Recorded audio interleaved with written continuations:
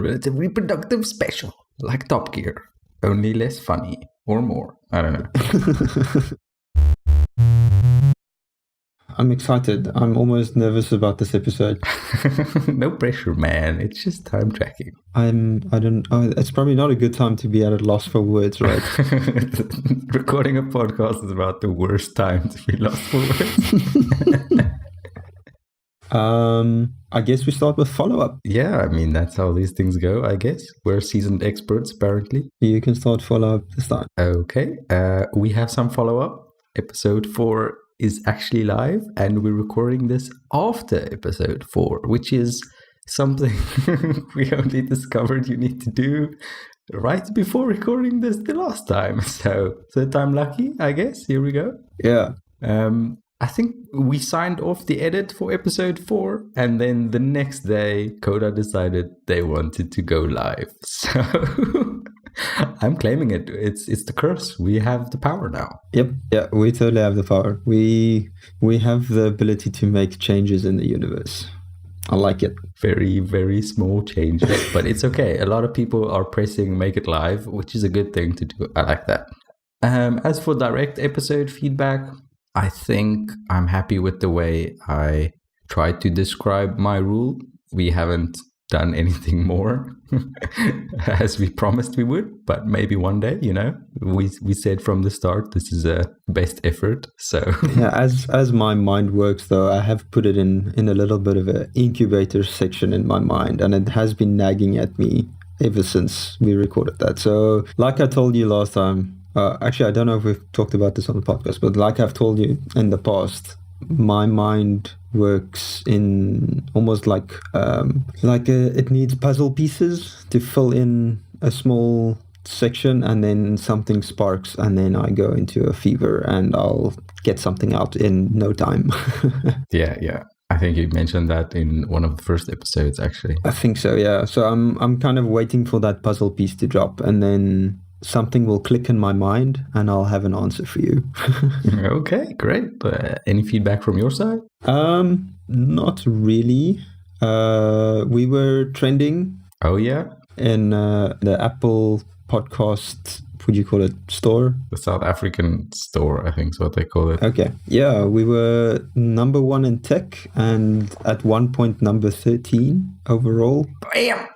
That's great. And that's thanks to you listeners doing the hard work and reviewing. It helps a lot. It really does. Yeah, thanks. Appreciate it. And we're super excited. Really, really excited. Also frightened, but excited. What's the worst that could happen? Exactly. But otherwise, I don't have much feedback. A few people gave me feedback on the existential crisis simulator in the time post that I wrote, and they both liked it and disliked it. So I guess it's doing its job well. Yeah. Otherwise, I don't have much feedback from the previous episode. This is probably the least amount of feedback we've ever had. I think a lot of people are in the incubation period now. So we should get them starting timers to see how long it lasts. Yes. So let's get right into the promised time tracking extravaganza. Yeah, part 1, the basics.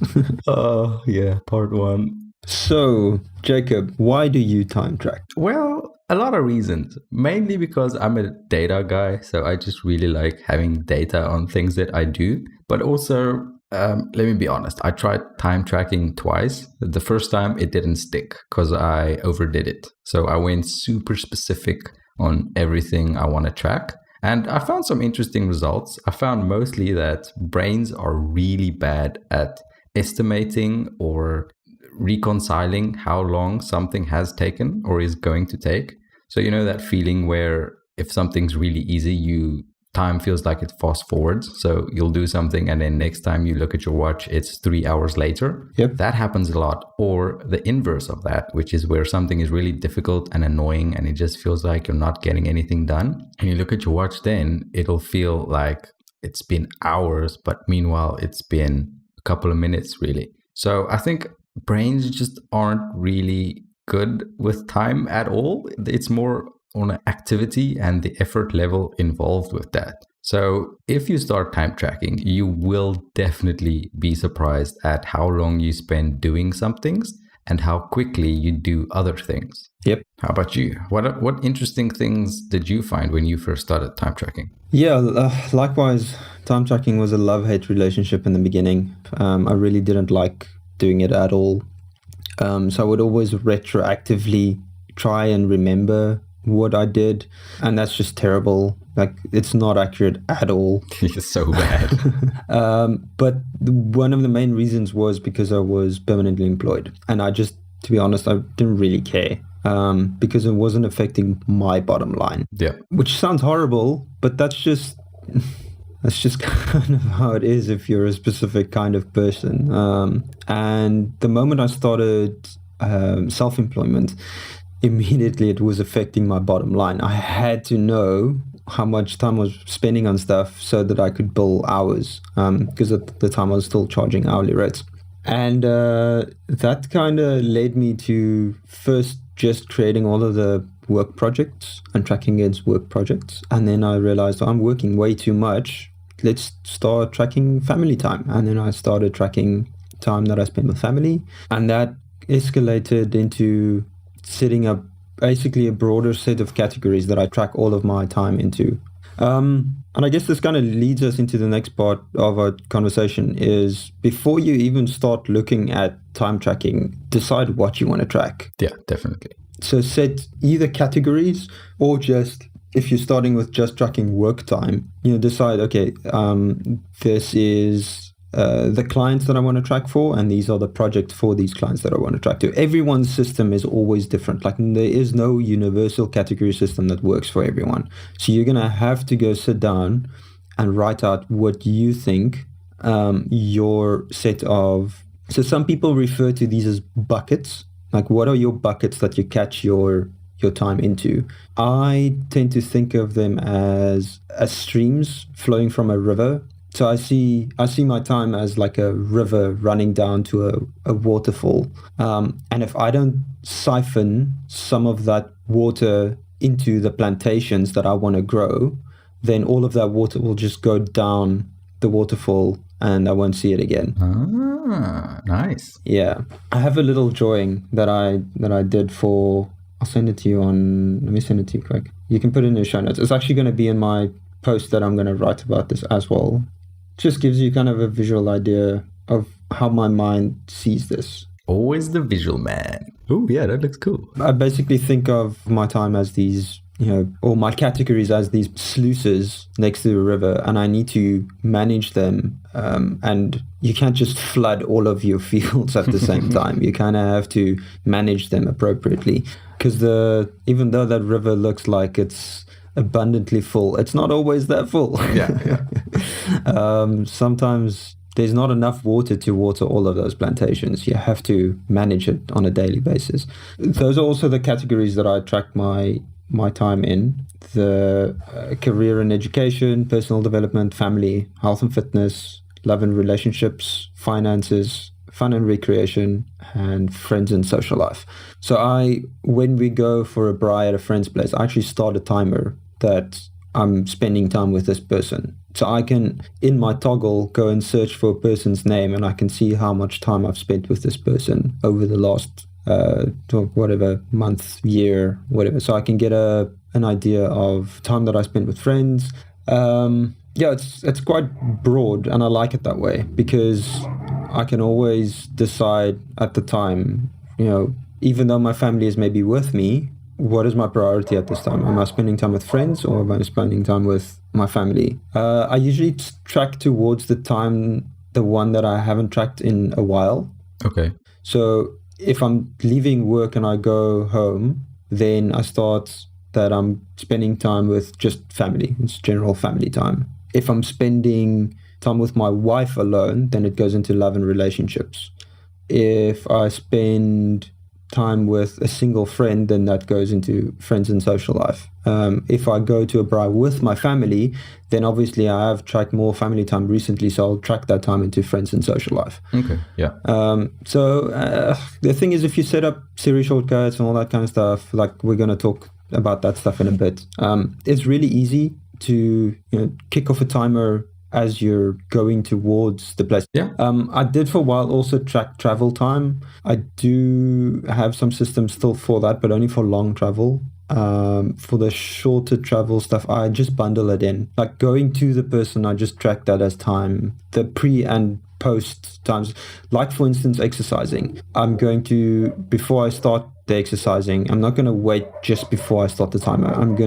Before I even start putting on my clothes, I'm going to say, you know what, I'm going to exercise now, start the exercise timer. Yeah. Then I put on my clothes, I do my stretches, I go for a run, I come back, I take a shower, and then I say, okay, cool, I'm done with the shower. This is all exercise time now, next timer. Because you usually don't take the pre and post times into account when you want to do stuff. Yeah. A 30-minute workout actually takes you 45 minutes to an hour. Yeah, there is some overhead, and your system has that built into the normal time. Yes. Because it's just easier instead of trying to define what's overhead and what's normal. Yeah, I do have a timer called transition timer, which is something I got from CGP Grey. And that's nice for when you just finished something and you don't really know exactly what you're going to do next. Then you just start that. And then while you just figure out, okay, I'm going to take a break. I'm going to work on something else. So those are usually like 5-minute timers or 10-minute timers at a time where you just kind of, I want to break from time tracking. Yeah. Press this button and let's just take a breather and just collect ourselves. And that's, that's also needed, because if you feel like you're constantly going from timer to timer to timer, it could wear you down, depending on, the type of person you are, or if this motivates you or demotivates you. Yeah, that's exactly what I had the first time. When I tried to track my time, I wanted to know specifics. I wanted to know, now I'm eating, now I'm doing this, now I'm doing that.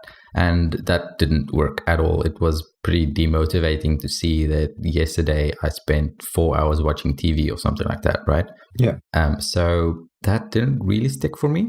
The second time when I tried it, I moved towards a similar thing where I have buckets, and I do it on 3 levels. There's the specific activity, which I only track on relatively productive, because for that, the information of how much time I spend editing versus how much time I spend planning and just general, marketing the show and things like that. I want to see the editing number go down because it's something new for me and I want to get better with that. So I find value in tracking that specifically.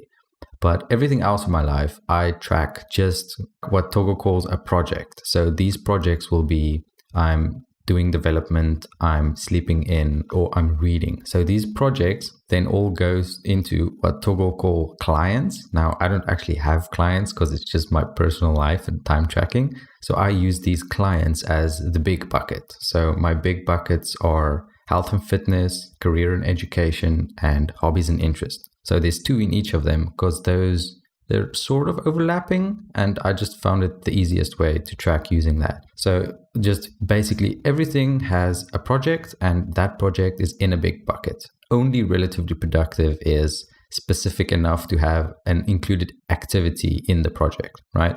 So I just do it that way because it's the least amount of friction, where I get enough useful information out of it. We should probably also mention that both of us use a service called Toggle to track our time, Toggl. It's free unless you want to do advanced things with it. I'm on the free one and it works absolutely beautifully. Yeah, I use the paid tier, but it's only for the billable time flag because I need that for my work. Yes, exactly. So I don't need that at the moment, so it's okay for me.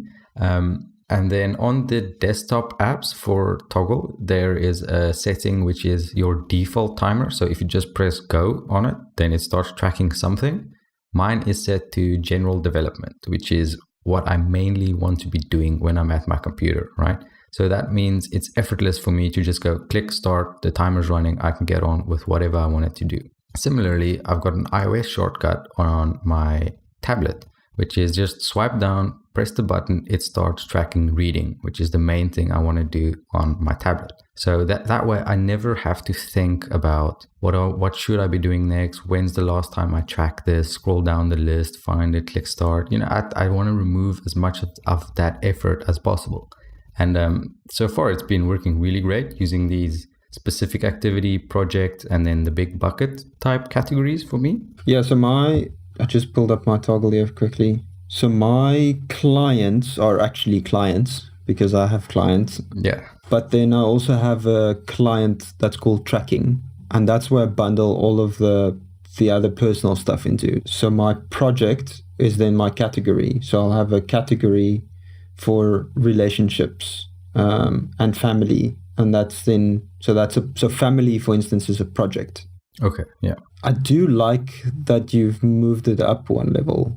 I might have to consider that because I do have a problem where, so I have family as one of the categories, but on the stuff that I track, for instance, I want to track general things around the house, so home stuff. Right? Yeah. That's something separate. That's not necessarily family time. It's just I need to do chores or something around the house. So I sometimes I don't want to track that as part of family time because it isn't family time. It's chores. So that could be a subsection of another broader category. So I think I might have to move my categories up one level to clients. That actually does make sense because that gives me more flexibility downward.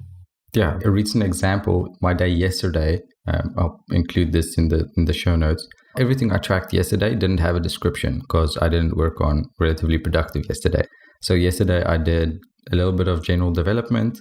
I did some reading, I did a course, and I slept in a little bit. And so the big buckets for that, which Toggle calls clients, but I don't use that. So I did almost exclusively career and education. And one was health and fitness, which is me sleeping in. Now, the only issue with my current system is since I've recently switched to the Apple Watch, I haven't yet figured out a way to get my workout data from that into Toggle. I used to have a Fitbit API program thingy that automatically synced it to my Toggle every night.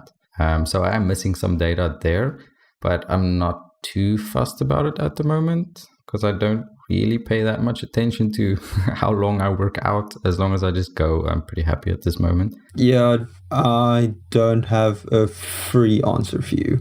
I do have a paid answer for you. No, never. I'll make my own. It's using a service called exist.io. They give really valuable insights and correlations into your data. So you just plug everything in there. But they also expose an API. Okay. So you could then use or pull the health data from there and push it through to Toggle. But to be honest, like for me, I don't want that detailed information in my Toggle. And what I want in my Toggle is the timers that I started, because the actual exercise time is useless to me. I need pre and post exercise time bundled in together. Yeah, that makes sense for you tracking everything. Otherwise, you're going to have gaps and it just gets weird. Yes. Yeah. See, for me, I don't really care about starting a timer before I go to the gym because I know I'll forget 100% of the time, and then I'm going to guess like when did I go, and I just know that's not going to be anywhere close. So the automatic way was interesting enough, just to have some data, but it's fine. I'll think of something. And then I'm just checking through what else I have here in Toggle. Yeah, it's just clients, projects, and then I actually don't leave the descriptions empty when I log my time. So I have some preset ones, and usually when I'm at my computer deving, I put in detailed what exactly I'm working on now. I'm not using tags heavily enough at the moment, but I would like to start using some tags as well, at least for the stuff when I'm working on my computer. So things like development, design, planning, that kind of stuff. It would be nice to use tags for that stuff. Yeah. Because the descriptions won't always be the same, but the tags will be consistent. Because the description is what I'm typing in. And when I'm working for a client, that could be a Jira code with a short one-liner of what it is. So I can, if I pull a time report, they actually get a report with the Jira codes, exactly what I worked on. So Jira is a project management system that a lot of big companies use. But yeah, having those detailed references to time that I logged is useful for me. When I do like real actual work, that's what I do as well. I have got the project is the actual project I'm working on, and the client is the real client. And then the specific activities, like what exactly was I doing, which ticket number, which bug, which issue, which feature request. But that's only like real actual work. So I don't see the value in doing that in my personal life. So I mainly keep away from that. Yeah, so my personal life, I also don't have that many detailed things. It's mostly generic descriptions that I've that I've set up in my shortcuts. They just get sent through most of the time.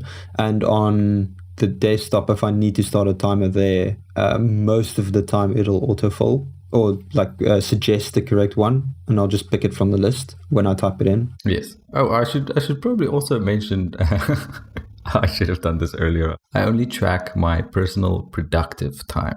So I don't track when I'm just busy watching TV shows or relaxing, because I found that downtime is super important. If I don't have downtime, it's the wheels of the bus are going to come to a screeching halt, and I'm not going to like the results of it. So I have to have downtime. But if I track my downtime, then my scumbag brain is like, hey, I bet you can lower that number. I bet you can shave some 15 minutes down there, buddy. So I know I'm going to be too competitive with myself. And I've just found that by switching to the inverse, where I only track when I'm actually doing something productive, I obviously know the number can be higher, which means there's less time spent with just relaxation. But somehow it tricks my brain enough that I'm able to sneak it by. Yeah, there's something I've been trialing, which I haven't integrated into my Siri shortcuts and all that stuff yet, but which I would like as an option to say, see, this is hard to do before you start the timer, because you only realize it sometimes after you start the timer. So sometimes I will take a break, but it wasn't an intentional break. Yeah. So then I need to fix up my timers and say, you know what, buddy? No, you did not do development now. You wasted time on the internet, and this is unproductive time, and it was unintentional. So then tag that as unintentional time.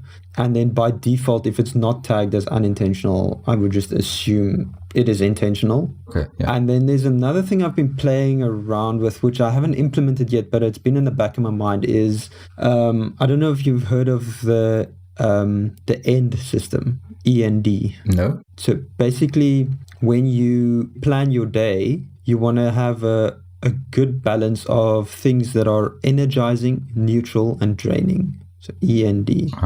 So you flag a task as being energizing or neutral or draining, right? So Daniel, life is draining. Yes, life is draining.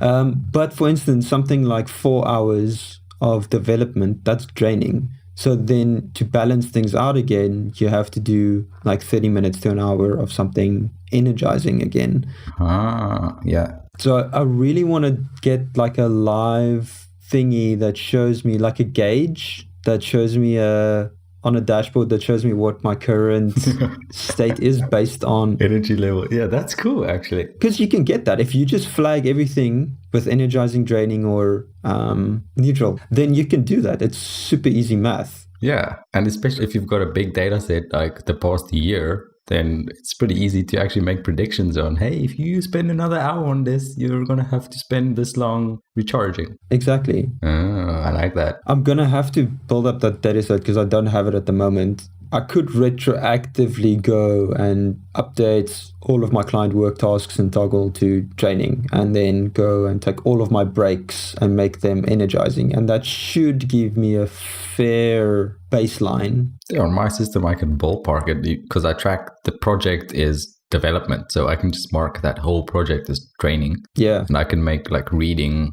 a recharging one. Yep. Most of the time.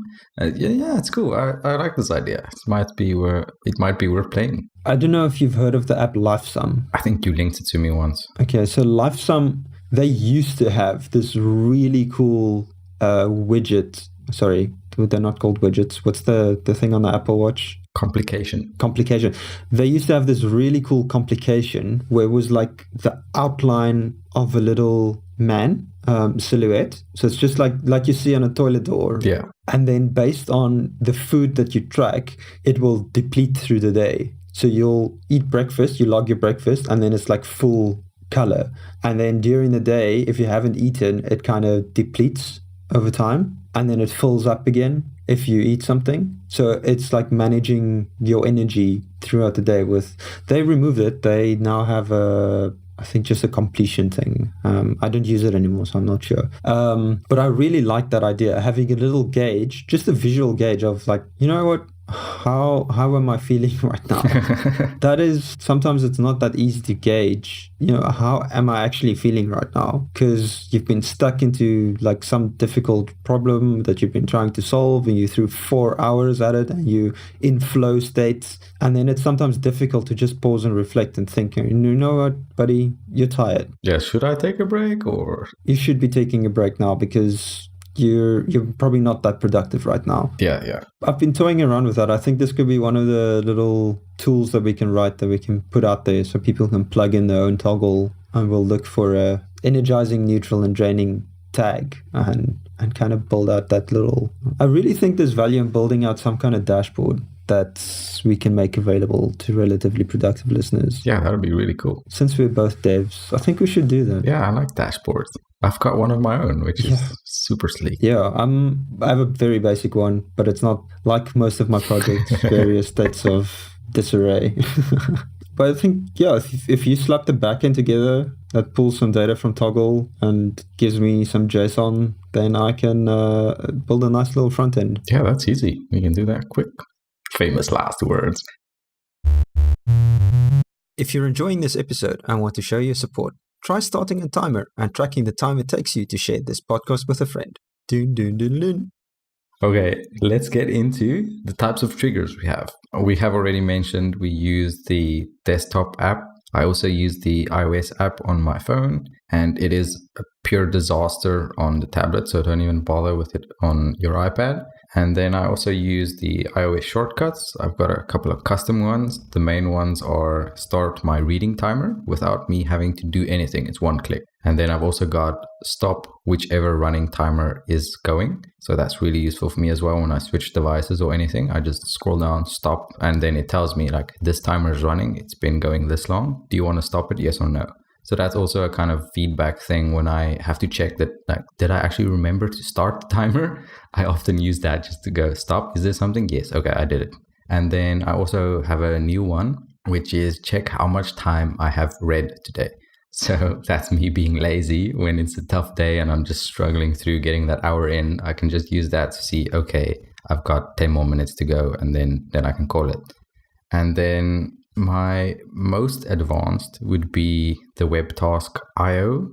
I don't know what you really call them, like scripts, functions? It's actually function as a service. So it's FAAS. Yeah, so using those scripts that run functions as a service, I don't know. I've only got 2 really basic ones at this point. The one automatically starts a timer when I'm supposed to wake up in the morning.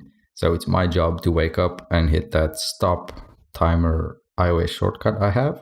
And then the other one I have is a bit more advanced. It checks how long I've read for a specific day, and it checks if I met my daily goal. And then it sends that information to a different API I have, and that API runs my dashboard that I mentioned earlier. So on my dashboard, I've got a little chart that shows me how long I've read the past week, and also which days I met my goal. And that's about it, really. I mean, obviously the dashboard part of it is custom, but all of the rest, you can get really far just going toggle iOS shortcuts, or I'm sure there's something similar on Android. I just don't know what it's called. And, just making life easier for yourself with a few ways to start specific things. Yeah, so actually I've done away with most of my timers that start specific things. Interesting. Well, yeah, but now that you mention it, I should actually go back to the specific things again. It's just because I had so many, took up my whole home screen on my phone. Exactly. So I only have got the reading one. The rest can just start manually. So I think that's the advantage of me not tracking so many different things. Yes. I can streamline it and just make it something that I don't really have to think about even. It's just there in the background. Yeah, I have one series shortcut to rule them all, which it pulls my projects in from Toggle, and then I pick the one, and then I pick the description, and then it goes through this whole flow, and then it starts a timer. Oh, it feels slow. My brain is screaming at me now. It's like, no, I want to start with the thing. Yeah.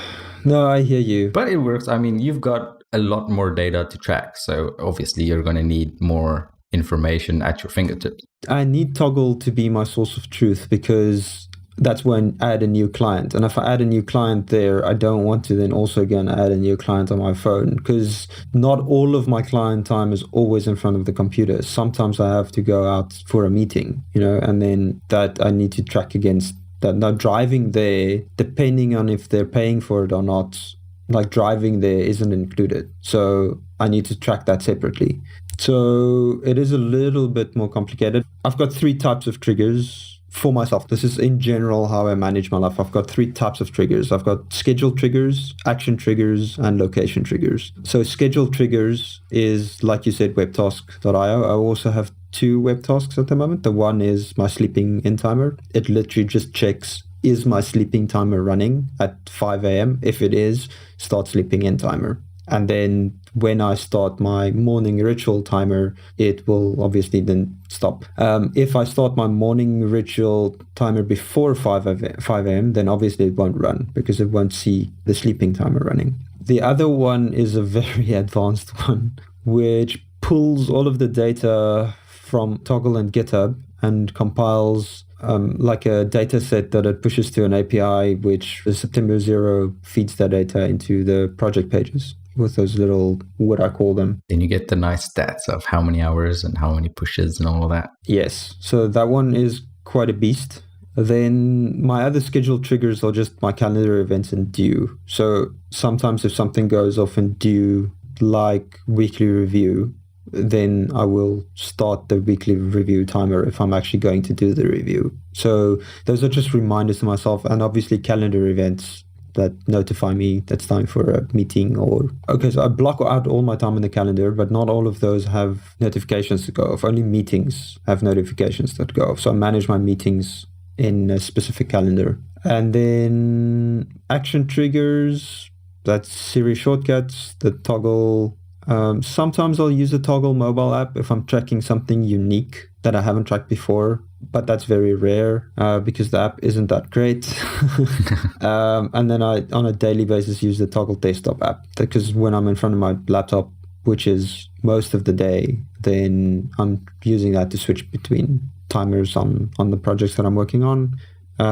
Location triggers, I used to use Todoist. You can, on the paid plan for Todoist, you can do location triggers. So you can have your grocery list project pop up when you're at the grocery store or something like that. Yeah. I kind of stopped using it because I would sometimes during the day walk past the shop, not going to the shop, and then it will trigger. So location triggers is something you have to use wisely. And if you're like me, so close to the office and so close to the shops and everything is so close to me, location triggers are a bit horrible. So I have one location trigger left in Launch Center Pro, which when I leave town, it prompts me to start a travel timer. It doesn't actually start the travel timer because you can only prompt yourself, not do the actual action from Launch Center Pro, if I remember correctly. But it prompts me with the Siri shortcut.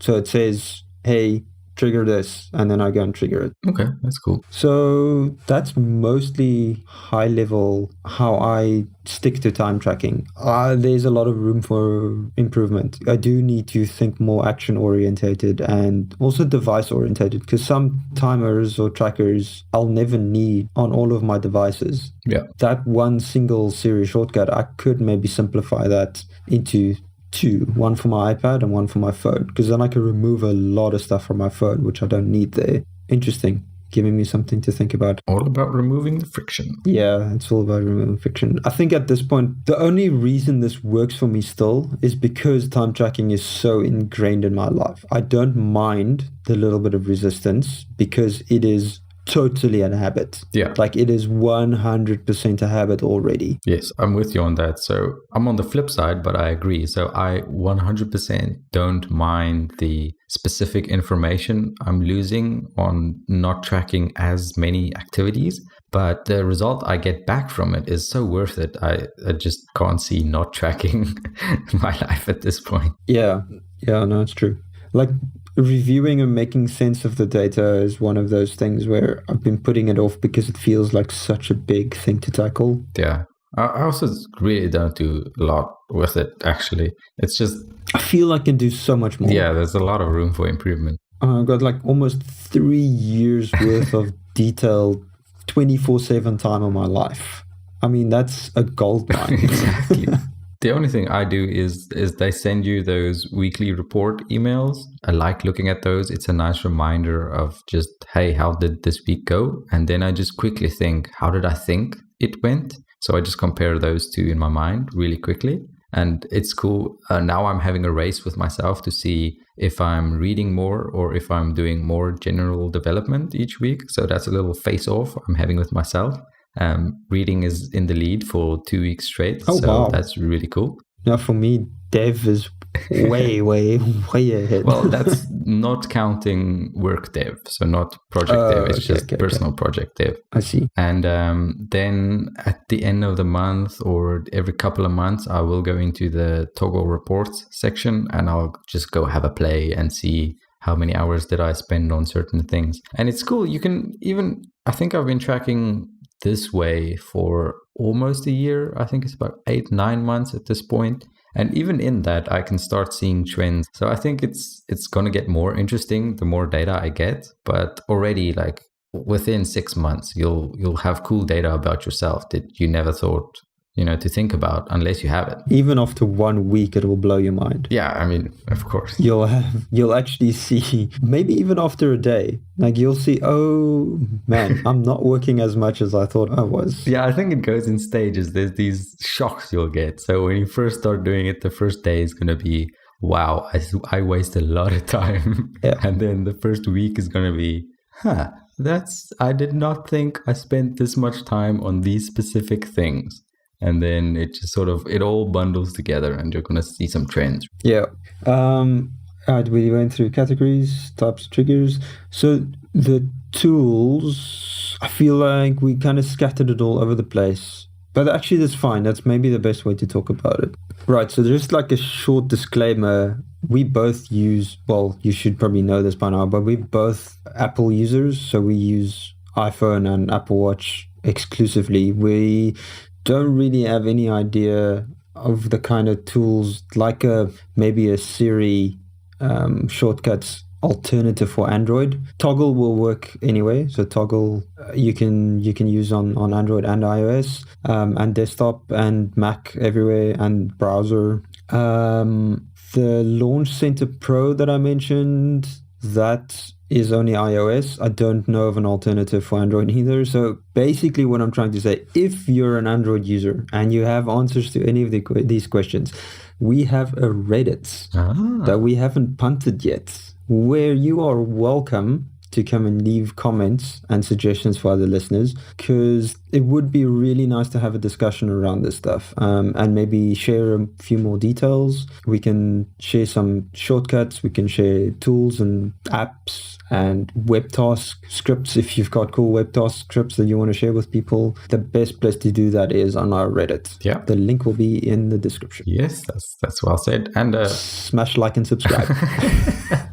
Oh yeah, we will also in the show notes have some of our scripts and some of our shortcuts. I think I've blogged about 2 of the shortcuts I use, so I'll put those in, and there's a GitHub with my web tasks, so I'll also link those. Yeah, I use the same web task for sleeping in timer as you do. So mine is simplified. So yours checks if you've got a sleeping timer running. Oh, yours just always run. Mine doesn't care. Mine just executes, and then 6:30 a.m. it starts a timer. Okay, we can put mine in then. Yeah, because mine checks toggle first before starting a timer. Yeah, exactly. It's got the basic and then the version 1.2, which you have. Yeah, I think what we'll do, probably not before this goes live, but before, because we're going to do another episode on time tracking, which is making sense of the data, I think. I don't have a lot to say about making sense of the data, so that's mainly going to be you. Yeah, no, but what I'm thinking is maybe for that episode, we can build a dashboard. Yeah, we can have something that do something. Yes. So